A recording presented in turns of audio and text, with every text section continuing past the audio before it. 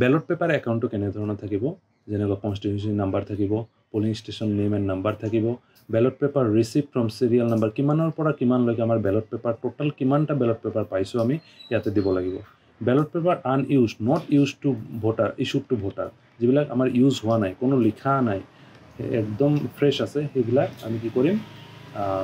ইয়াতে with the signature of presiding officer যদি presiding অফিচাৰে অলৰেডি সিগনেচাৰ কৰি থৈছে কিন্তু ইউজ হোৱা নাই আমাৰ কেইটা আছে ইয়াতে লিখিম আৰু without signature of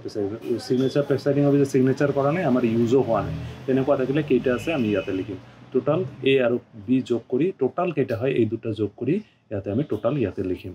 ballot paper issued two polling station 1-2 মানে টোটাল কিমান দিছে আমাৰ ওভাৰঅল কিমান দিছে আৰু কিমান ইউজ হোৱা নাই তাৰমানে 1 পৰা 2 বিয়োগ কৰিলে 3 ওলাব মানে কিমান ইউজ হৈছে ভোটাৰে কেইটা ভোট দিছে ইয়াতে ওলাই যাব নাইবা যদি তাতে কিছুমান ইনক্লুডেড থাকিব যেনেকুৱা কেনসেল ৰিফিউজ টু ভোট থাকিব পাৰে ৰিটাৰ্ণ কেনসেল থাকিব পাৰে কেনসেল এনেকুৱা ইনক্লুড থাকিব গতিকে ইয়াতে থাকিব issued ballot paper issued at the polling station but not inserted into the ballot box issue কৰা হৈছে কিন্তু ইনসাৰ্ট কৰা নাই যেনেকৈ ভায়োলেশ্যনৰ কাৰণে আমি কেনসেল কৰিলোঁ নাইবা